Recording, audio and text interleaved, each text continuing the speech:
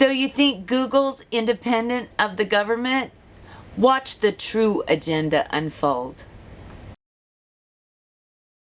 And we are going to have Steve Cooley on campus next week. And I just want to say really quick before I pass this over to David, for some of you who may wonder, does the AG in California matter or impact our work? And yes, the AG does. So when you think of topics, antitrust, piracy, privacy, patents, we are always involved and interacting with the AG.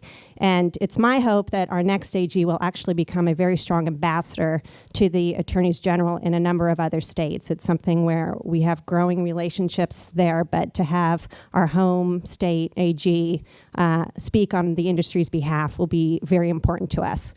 I think for too long, we in government and in public offices have not embraced what you have embraced, which is the importance of innovation. You know, if you look at any elected who's up for re-election, they will not take a political knock for doing things the way they've always been done. Good for you, Bob, you're doing things the way they've always been done. To engage in innovation in a position such as mine means to engage in what you all do, which is, by definition, to bring to bear some new idea or method or device.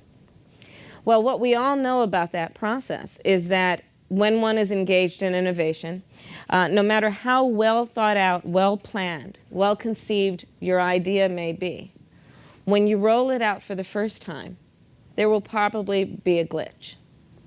But when you hold a position such as mine, you will read about that glitch on the front page of the newspaper. Which means that when you hold these positions, there is a great assumption of risk to take on innovation. And unless you have the courage combined hopefully with some political capital, there are seemingly few rewards for engaging in innovation, which is really unfortunate. My mother was a scientist. There is this wonderful word that has a great meaning, and it's called hypothesis, which means that you have an idea, and then it is well accepted, it will be tested, and then you will learn whether it was correct or not, but there will be no pride associated with the hypothesis, because after all, it was a hypothesis. Right. And then you will reconvene and then create a new hypothesis. Right. Right. But in government and in law enforcement, right, exactly, right. That's how we operate. But in government, you know, when you have that idea, you better stick with it and defend it at all cost. And there is also part of the culture that suggests that you are doing a good job if you are strictly adhering to tradition, as opposed to measuring effectiveness with the infusion of metrics to look at whether we are actually producing what we all have a desire will be produced. Right. But I think that we are at a place and time, and especially in this great state, where we cannot afford to do business the way it has been done. We cannot afford to maintain status quo because we are really looking at a lot of broken systems. And this is where the culture of Google and the work that you all do is so very important and has to be shared with a much bigger audience, and in particular with people who hold offices like mine, which is that the best way that you become excellent and create models and improve the lives of people is when you are willing to invest in innovation and encourage a standard of business that is not based on an adherence to tradition, but instead based on what is your reason for being. I would suggest that there are many approaches that we can take, recognizing the power of these offices, and also recognizing that we can have some impact if we are willing to have the courage to reconfigure so that we don't run away from our core function, but also realize how we can actually do better. Right, great. Well, I wanted to I'm sure that issue is going to come up again in the Q&A period. I know that I read that at the Republican convention, he called me a radical. So I guess that's one difference between us. And yeah, I am a radical. I do believe that we need to get radical about what we are doing and take it seriously. Right. You know, this is the other thing about politics of running for office. It can be very frustrating as a candidate because the public appetite is, and the way the system is set up is that the most people I can talk with be able to talk with them through television. Right? When I ran for DA in San Francisco, I was at bus stops shaking hands at 6 o'clock in the morning. This is the largest geographically and by population size, largest state in the country. The only way I will shake the hand of every voter is through television, at a cost of $2 million a week, by the way. It's crazy, and we need to talk to them for at least 6 weeks. So that being said, television commercials become the key and way that we speak with voters. Well, those television commercials are exactly 30 seconds. And so it's a challenge for someone like me, because there's a lot I obviously want to talk about, to be able to communicate with voters around the priorities. That being said, that's a long way of saying, one of my priorities that will probably not be the subject of any television commercial, because it probably falls under the category of the mundane, seemingly mundane, is this important issue of the adoption of technology by law enforcement in particular and government in general. When I was elected district attorney of San Francisco in 2004, San Francisco, the first cousin to Silicon Valley, 2/3 of my lawyers did not have email. We are still rolling out email in the San Francisco Police Department.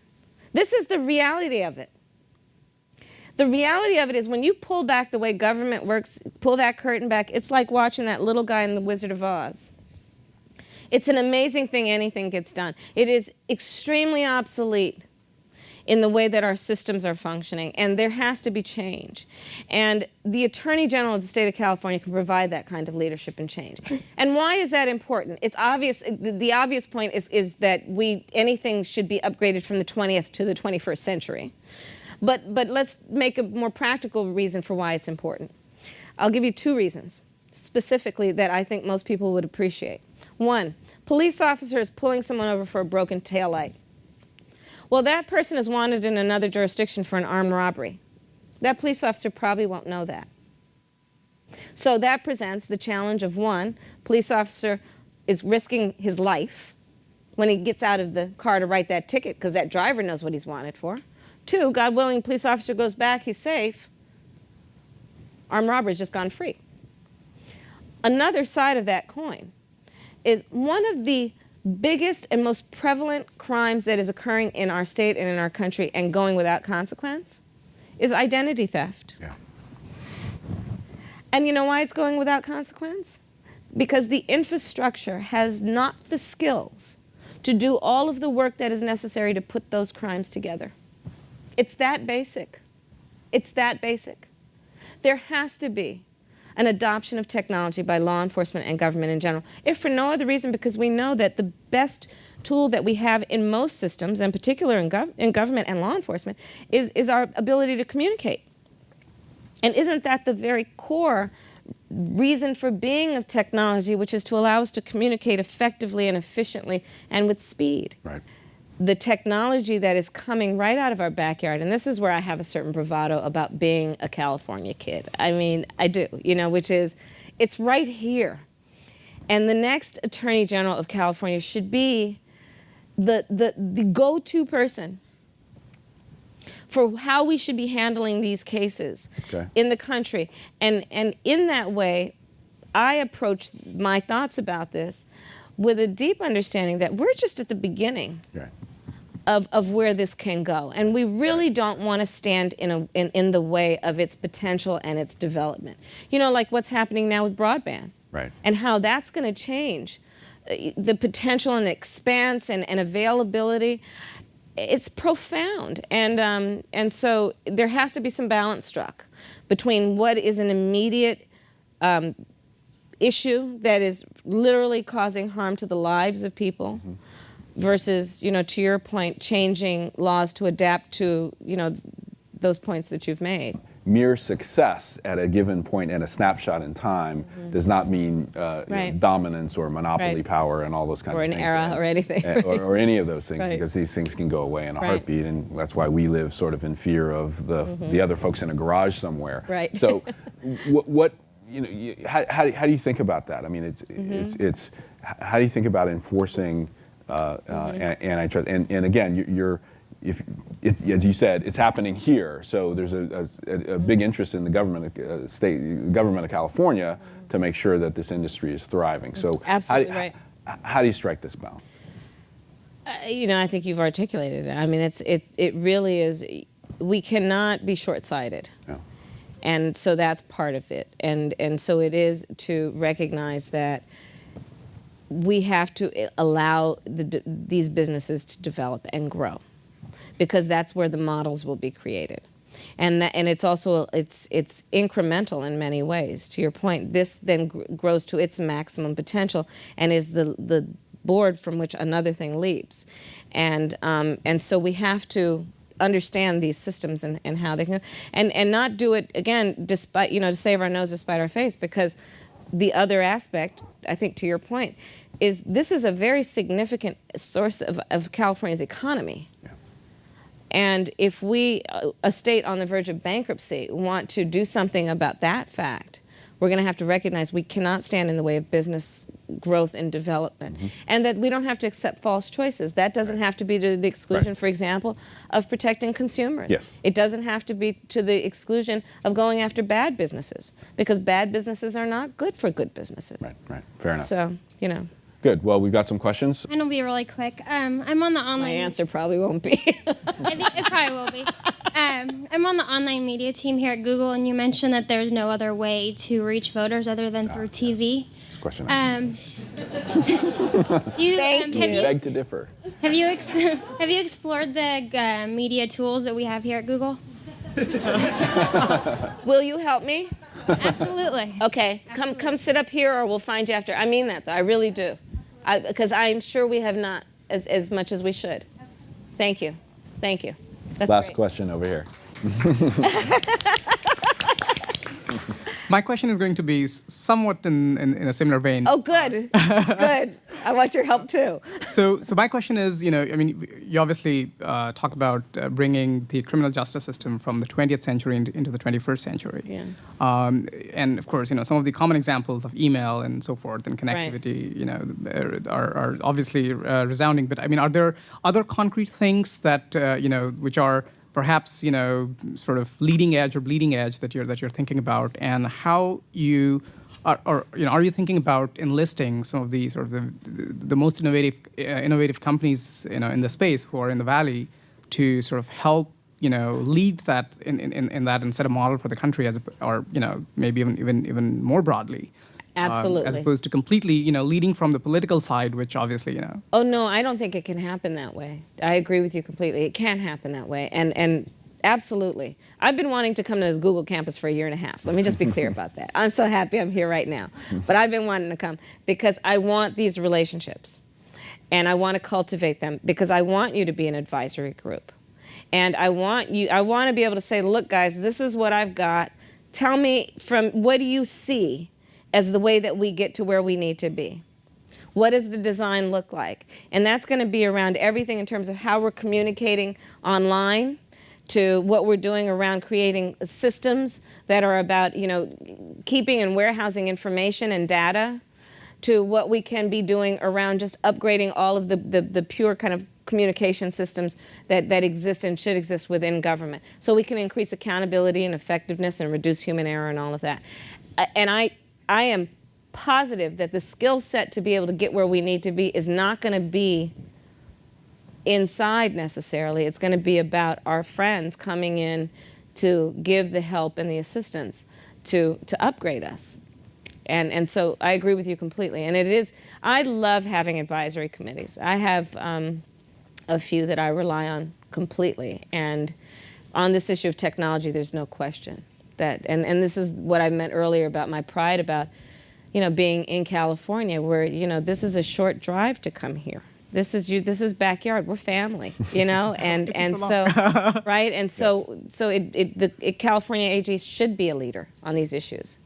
You have to remember, this was when did cell phones come into being? Smartphones, probably 2000. I had a pager first. Yeah, me too. Me too. I had a pager too. But I had a pager in 1994. Well, I got a cell phone the next year. Smartphones, though. I'm Oh, talking I about with know. a camera and a video camera. I had the Motorola flip phone that probably weighed 5 pounds. Right, got I in did trouble too. because I my had phone that bill big was one. Right, $800. exactly. Got in And trouble. right. Yeah. So, smartphones. Yeah. Now, I was probably doing this work for a good 15 years before smartphones, everybody had them, okay? I'll never forget. I would give speeches and I'd say the smartphone is probably one of the greatest advances in our fight for civil rights. I was having a conversation with a bunch of leaders, activists, opinion leaders, thought leaders.